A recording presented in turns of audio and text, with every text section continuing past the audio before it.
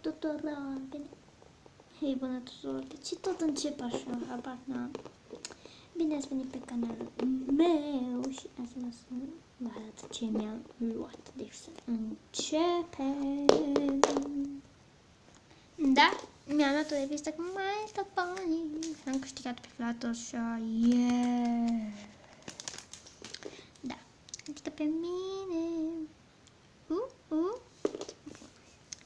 O să vă arăt revista, dar nu foarte detaliat. Vocalizează. Așa. Dacă vreți, puteți pune pauză și să citiți.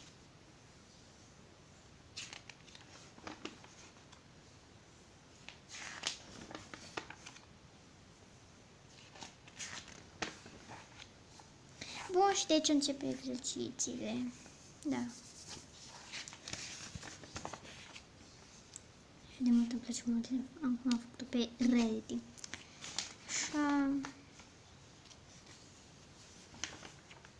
Și asta e partea cea mai faină. Asta e, mi se pare mie partea cea mai faină.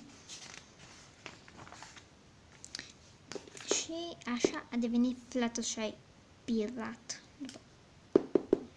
Asta. E so cute. Da.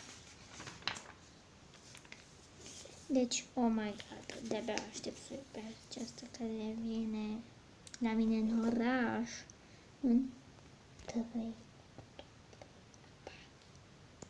octombrie. Bun venit în Sequestria.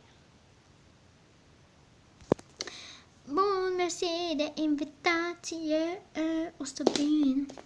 E lipsit. Încă vreau să am pe asta.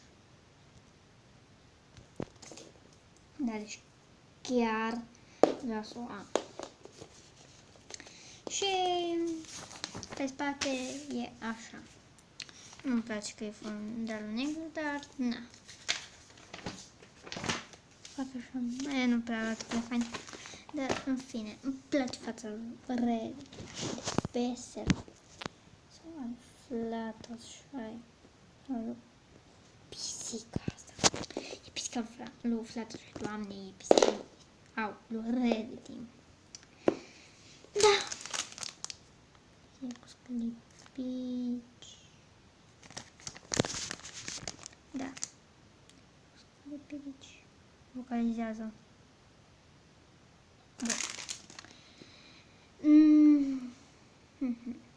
Bun, deci sper că v-a plăcut. Dacă v-a plăcut, nu uitați de un like, un share, să trimiteți și prietenilor voștri și subscribe, adică să vă abonați la canalul meu ca să fim mai mulți LP și MLP. Da, deci o să vă dau nume așa. LPS MLP. LPS și MLP, așa.